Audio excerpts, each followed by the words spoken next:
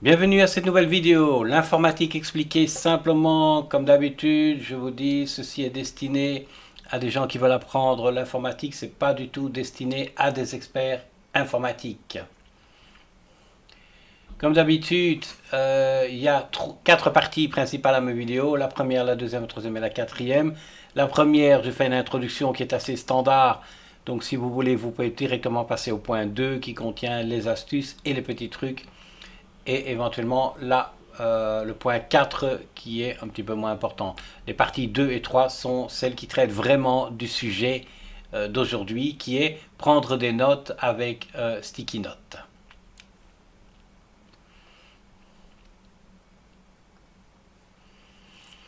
Rapidement, je m'appelle Philippe Autois, formateur et coach depuis 20 ans en sciences bureautiques, informatiques. Et mon but, c'est de partager mon expérience pédagogique que j'ai acquis lors de ces 20 dernières années de formation. J'essaie de me battre contre l'analphabétisme informatique et je sais que c'est une question de décision, de structure et de discipline.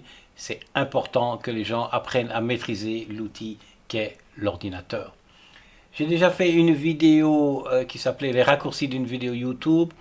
J'ai également fait une deuxième vidéo, je n'ai pas encore mis le check, mais j'ai déjà fait, qui est comment étudier grâce aux vidéos en ligne. Et j'aborde maintenant la vidéo 3 excusez-moi, de la série prise de notes avec Windows, qui est prendre des notes avec Sticky Note. Suivez bien ça parce que c'est vraiment un outil extraordinaire par sa simplicité et par son efficacité. C'est vraiment quelque chose qui va vous permettre de facilement prendre des notes. Ça ne remplace pas un autre programme qu'on appelle OneNote. Et bien sûr, je ferai une série de vidéos sur OneNote plus tard. Mais en attendant, Sticky Note peut vraiment vous aider à créer des notes, structurer des notes. Comme d'habitude, si vous voulez trouver mes vidéos sur YouTube, dans la recherche YouTube, vous tapez PHH vidéo avec S et sans accent. Vous allez tomber sur mes vidéos. Également, lorsque vous êtes sur une de mes vidéos, dans le bas de mes vidéos, vous avez une description. Et cette description vous permet, entre autres, d'accéder à un quiz. Vous pouvez faire le quiz avant la vidéo pour un petit peu évaluer votre connaissance et estimer si ça vaut la peine de suivre la vidéo. C'est une manière de directement évaluer vos propres connaissances. Bien sûr, vous pouvez le refaire également à la fin de la vidéo. Toujours dans le bas, vous avez un lien qui vous donne accès à toutes mes autres vidéos. N'hésitez pas à cliquer dessus. Là, vous allez voir qu'il y a des groupes de vidéos qui sont à votre disposition. J'insiste, suivez les vidéos dans l'ordre, c'est important. Vous avez un autre lien sur certaines de mes vidéos qui vous permet de sauter directement à la partie 2 de mes vidéos pour éviter tout le blabla de présentation que j'ai l'habitude de mettre en début de mes vidéos. Bien, mais on va passer à la partie 2.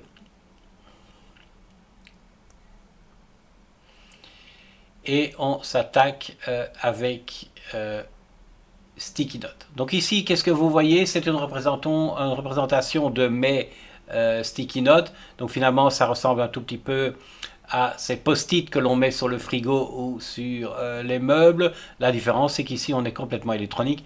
Et évidemment, on peut en créer énormément et on peut les créer par catégorie.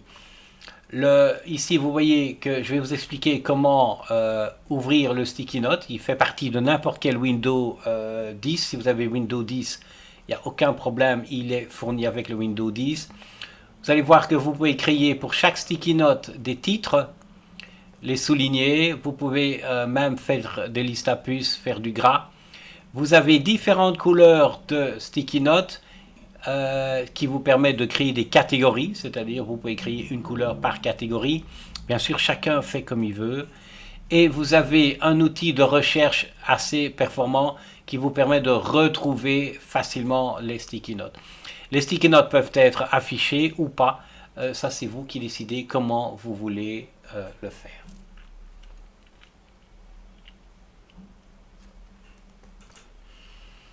En résumé, la prise de notes informatique, c'est essentiel. C'est-à-dire que vous étudiez une vidéo, par exemple, il faut que vous preniez note des raccourcis, prenez note des trucs, prenez note des références, prenez note des liens. C'est vraiment un outil important de prendre des notes lorsque vous étudiez l'informatique et de vous organiser de manière à pouvoir retrouver facilement vos notes. Ça, c'est un des problèmes que les gens ont lorsqu'ils sont mal organisés, c'est qu'ils prennent des notes, mais ils ne retrouvent pas leurs notes. Dans ce cas-là, ça perd vraiment 80% de l'intérêt. Et je vous expliquerai des principes de base pour éviter ce problème. Donc les post-it, comme je l'ai déjà expliqué, c'est un programme qui est installé dans Windows 10 et qui est incorporé, qui ressemble donc au post-it que vous connaissez. Voyons comment ouvrir le programme Post-it avec Windows 10. Donc pour ça, vous allez dans le coin inférieur droit de votre affichage et vous voyez ici, vous avez ce qu'on appelle le bouton démarrer. Si vous cliquez sur le bouton démarrer, s'il vous plaît, ne faites pas plus que ce que je dis. Parfois, les gens font d'autres choses. Simplement, vous cliquez une fois sur le bouton démarrer. Juste cliquez, ne faites rien d'autre. Et puis, vous tapez STI sur votre clavier. Et là, vous allez voir, bon, ici, il n'apparaît pas parce que j'ai plusieurs écrans. Vous allez voir une liste qui apparaît. Et dans la liste, en général, dans la partie supérieure, vous allez voir une commande qui s'appelle Sticky Note, un programme qui s'appelle Sticky Note. Je vais vous demander de l'ouvrir en cliquant sur Sticky Note. Voilà, là vous avez une capture d'écran de ce que vous devriez trouver. Je le rappelle, vous cliquez sur le bouton démarrer, vous tapez STI et là vous avez ce panneau qui apparaît et normalement dans le haut de la liste vous devriez avoir Sticky Note. Simplement vous cliquez sur Sticky Note. Il est possible que Microsoft vous demande d'enregistrer un compte Microsoft si vous ne l'avez pas. J'ai déjà expliqué ce que c'était plus ou moins les comptes Microsoft dans mes vidéos précédentes. Si vous n'en avez pas, créez-en un. Si vous en avez un, essayez d'utiliser l'adresse email de votre compte Microsoft. C'est aussi une série que je ferai plus tard parce que les gens ne maîtrisent pas très bien comment gérer son compte Microsoft. Voilà, vous avez créé le compte Microsoft et là vous êtes prêt à utiliser Sticky Note. Une fois qu'il est ouvert, vous allez voir la petite icône en bas à droite. Donc la petite icône qui est en bas. Excusez-moi, je refais mon zoom. La petite icône ici en bas. Là, vous allez faire un clic de droit sur l'icône. Vous allez faire un clic de droit sur l'icône. Je le fais, clic de droit. Et comme je l'ai déjà expliqué précédemment, vous allez le bloquer sur votre barre en sélectionnant ici Pin from the taskbar, épinglé à la barre des tâches. Alors s'il y a marqué désépinglé, c'est qu'il est déjà épinglé. Voilà, comme ça il vous suffira simplement de cliquer sur cette petite icône pour afficher vos sticky notes. Normalement, quand vous ouvrez le sticky note, vous pouvez faire une nouvelle note. Si vous faites un clic de droit sur le sticky note, on va passer ici au chapitre comment créer une note. Vous faites un clic de droit sur l'icône et vous faites nouvelle note. Je vais rezoomer dessus, comme ça vous voyez de quoi je parle. Vous refaites le fameux clic de droit sur, tout à l'heure on a été sur épingler et maintenant on va sur nouvelle note. Vous allez sur nouvelle note et là ça va vous créer votre première note, nouvelle note. Voilà. En fait ça dépend un tout petit peu de la manière dont ça va apparaître. Ça peut apparaître différemment ou vous pouvez aussi, si vous ne le trouvez pas, vous avez en général un petit plus. Le petit plus vous permet de créer des nouvelles notes qui ressemblent à des sticky notes. Là, la couleur, si vous cliquez sur le sticky note, vous allez avoir les trois petits points. Vous voyez, vous avez trois petits points. Si vous cliquez dessus, il vous propose différentes couleurs. Donc de nouveau, rappelez-vous, le but des couleurs, c'est les catégories. Il faut bien cliquer sur la note de manière à avoir les trois petits points. J'insiste, les trois petits points qui sont là pour choisir la couleur. Les mots-clés, quand vous allez créer une note, utilisez les mots-clés. Par exemple, ici, je vais cliquer ici, et si je veux, par exemple, me rappeler un raccourci, eh bien, je vais utiliser le mot raccourci. Voilà. Et si, par exemple, c'est un raccourci sticky note, je vais marquer raccourci sticky note. Donc, si c'est un raccourci Word ou un raccourci Gmail, peu importe, vous marquez raccourci Gmail. Comme ça, vous allez voir que la recherche sera beaucoup plus aisée. Utilisez des mots-clés et nommez vos notes toujours de la même manière. Ça va vous prendre un certain temps, mais avec la recherche ici, tout à l'heure je vais vous montrer plus en détail comment rechercher, mais avec la recherche, si vous avez bien utilisé des mots-clés, vous allez retrouver facilement vos notes. C'est essentiel. Ou sinon, vous allez vous trouver avec plein de notes et finalement, il y a tellement de notes que vous n'allez plus vous en sortir. Il faut que vous soyez structuré dans le nom des notes que vous allez donner. Alors, la liste des notes, si je vous refais un clic de droit,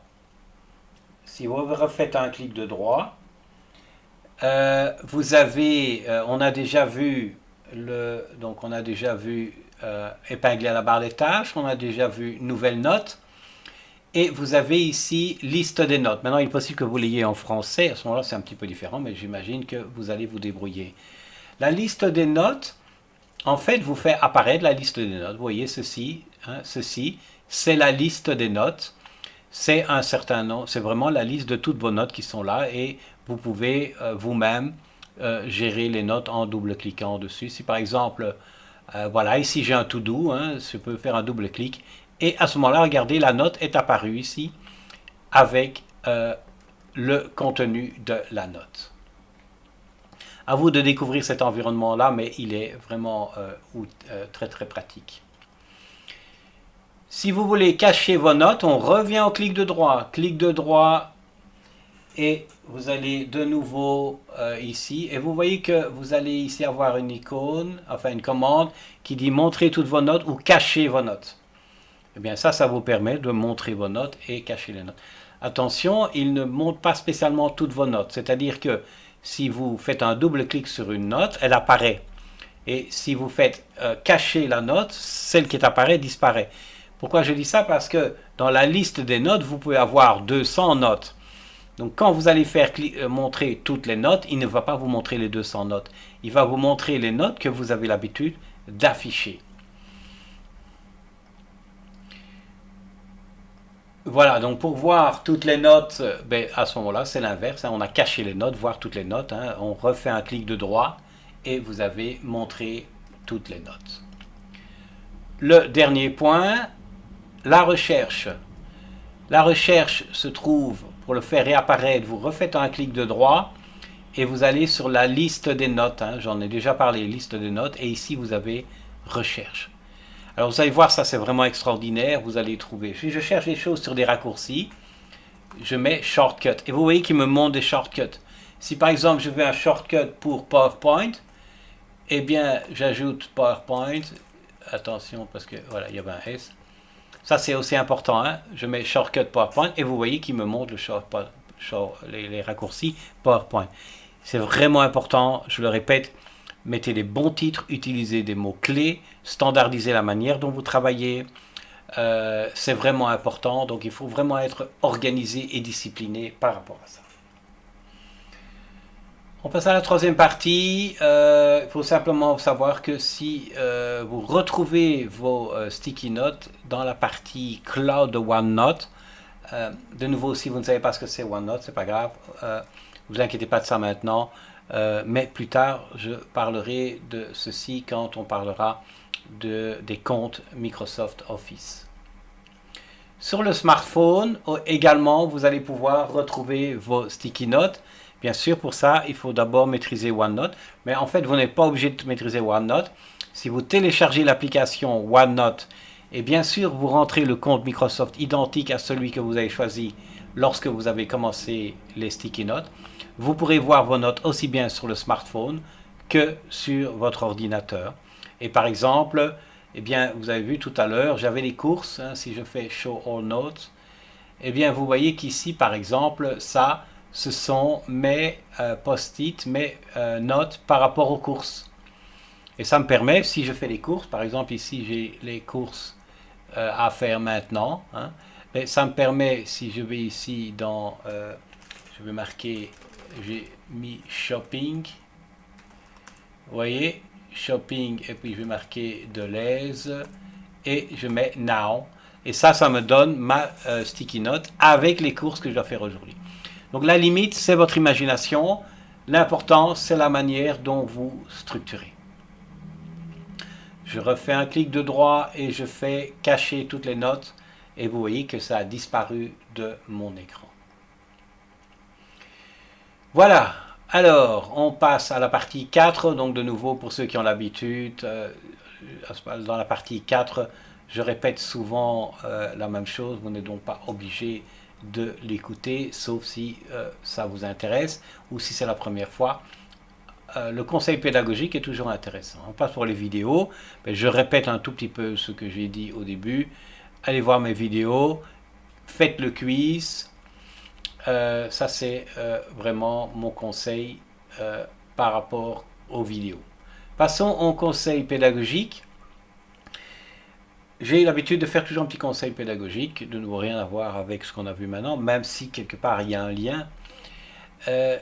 En fait, l'informatique, vous allez maîtriser toute cette bande d'informations dans la mesure où vous avez une méthodologie pour nommer les choses et une méthodologie pour retrouver les choses. Ça, ce sont les deux choses essentielles qui sont liées.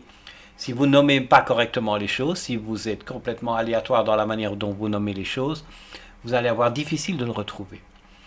L'ancien système qui consistait à faire des dossiers, des sous-dossiers et tout ça, c'est quelque chose qui est complètement dépassé parce que la quantité d'informations maintenant est telle que ce n'est plus quelque chose qui fonctionne. Il faut donc changer la manière de travailler et on travaille avec des mots-clés et une manière de nommer. Rappelez-vous, j'ai déjà parlé, vous avez des éléments essentiels par rapport à une information et en fait ça s'applique complètement à la manière dont vous allez nommer les choses. Le quand, le où, le qui, le mot-clé, le pour qui et le quoi pourraient faire partie des noms de vos documents. Oui, ici j'ai mis un exemple. Imaginez que j'écris une lettre à Belgacom ou que Belgacom m'envoie une facture par rapport à un smartphone. Eh bien, le nom de la facture commencerait par la date de la facture. Ensuite, j'indiquerai où se trouve cette facture sur mon ordinateur, parce que à l'heure actuelle, un document peut se trouver sur l'ordinateur, mais il peut se trouver aussi à d'autres endroits. Je ne vais pas trop aller dans le détail, mais ici, je mets PC si mon document est sur mon PC. Par contre, par exemple, s'il est sur mon Google Drive, je mettrai GD, et ainsi de suite, pour indiquer quand c'est fait, où se trouve mon document, qui en est le propriétaire. Ça, ce sont mes initiales en trigramme, c'est-à-dire mes initiales, mais en 3 lettres. Le mot-clé qui est facture, puis la facture de qui et le sujet. Vous voyez que vous retrouvez le quand, le où, le qui, le mot-clé, le pour qui, ici dans ce cas-ci n'est pas là, mais vous avez le quoi. Pour un dossier, si vous créez un dossier, vous ne devez pas être aussi précis, mais enfin vous faites comme vous voulez. Moi en général, je mets le nom du dossier et également où est ce dossier. Donc de nouveau, si je le mets sur le Google Drive, ici je mettrai vidéo GD pour Google Drive. Si vous notez les notes, nommez les notes, excusez-moi, ben vous avez vu que je mets raccourci sticky note par exemple, si c'est un raccourci sticky note. Si c'est un raccourci PowerPoint, je mets raccourci PowerPoint. Structuré, travaillez-le de la même manière. Et pour une vidéo, je trouve ici, par exemple mes vidéos, j'ai d'abord mon propre code, c'est PHH vidéo, PHH étant mes initiales, avec un hashtag avant, et vidéo avec S.